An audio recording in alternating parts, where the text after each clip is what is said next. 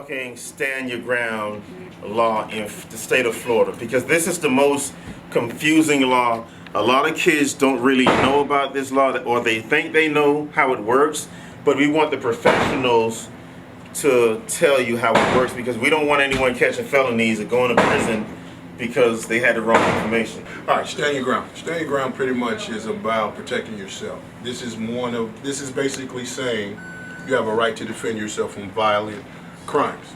That doesn't mean something happened to me, I go home and go get my gun and go resolve it. That means if I'm in my place of business, somebody kicks in the door and has a gun, I have a right to defend myself. Believe it or not, even if I'm a felon. If I'm a felon and the person I'm with legally has a firearm, registered and all that, and a threat that emerges where if I don't act, I can lose my life or be seriously hurt, I have a right to get that gun and defend myself. Okay. But then I got to give it back and call the authorities and explain the situation. So stand your ground is pretty much saying, hey, you have a right to defend yourself. You don't have to run. But with that, I would put a disclaimer on there. Make sure you're making a good decision to begin with.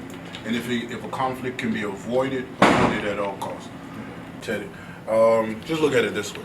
Stand your ground means you're responding to a threat, not a potential threat, a threat that is present. Okay. Now, if from home somebody kicks in the door and uses force to enter the home, they're empty-handed, then they're empty-handed. I can't shoot somebody in the back in my home, but if somebody has a gun in their house and shooting and running from me, that's something totally different.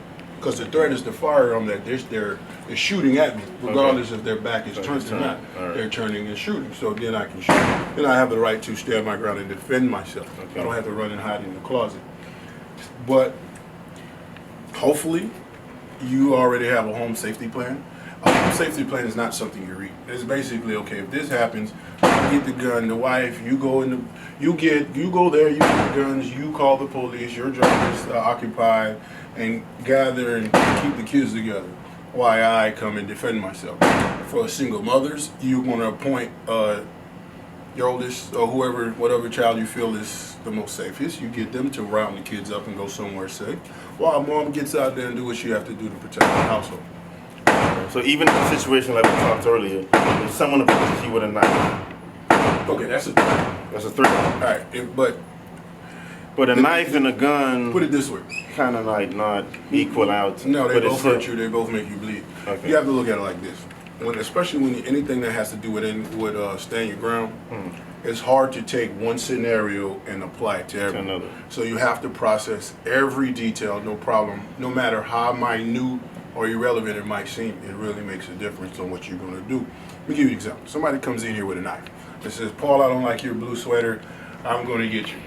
If I'm on the other side, if I see the knife, I'm getting my gun out. That don't mean I'm going to shoot them.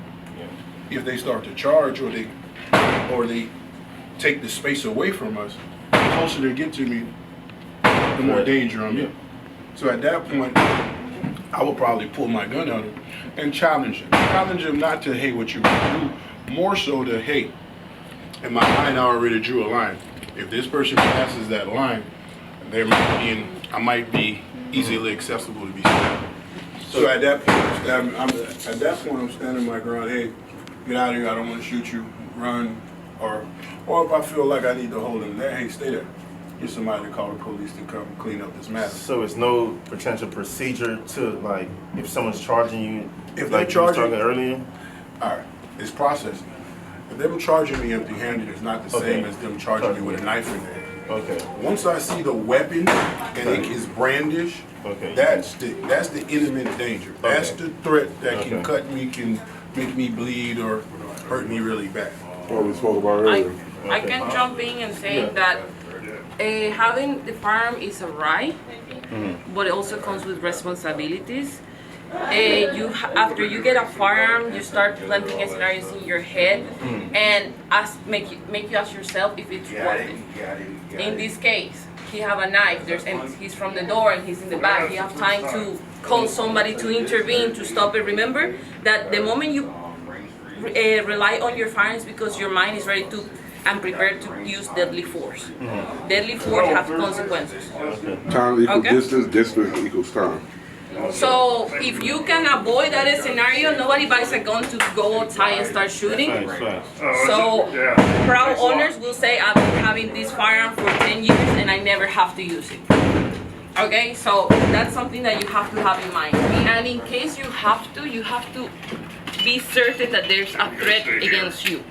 In the knife case, having a weapon, even if it's a knife, I don't know how skilled that person is to use a knife. Maybe they're a ninja with the knife. Go back to what I was saying. I'm going to get ready to defend myself. But if he's with a pepper spray, I'm not gonna rely on my firearm to defend myself. I can, but it's not a threat. It's not a, basically, it has to be a threat. So you have to be aware of the threat. That's the Okay, key. So how do you know what the threat is? You're not going to know that unless you process and evaluate the situation. So then there's different levels of A threat, yeah.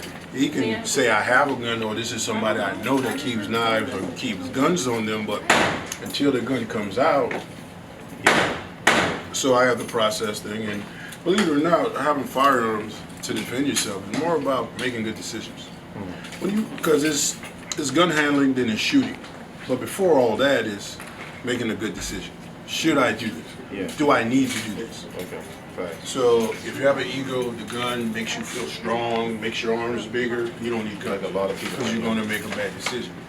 And the other thing about this is a lot of people get themselves hurt. When we get guns, we feel good. You can't think that you're the only one in the world that has a gun now. The other guy has a gun too. You never know who has a gun. So normally the gun ranges is a very safe, respectful place because nobody wants problems.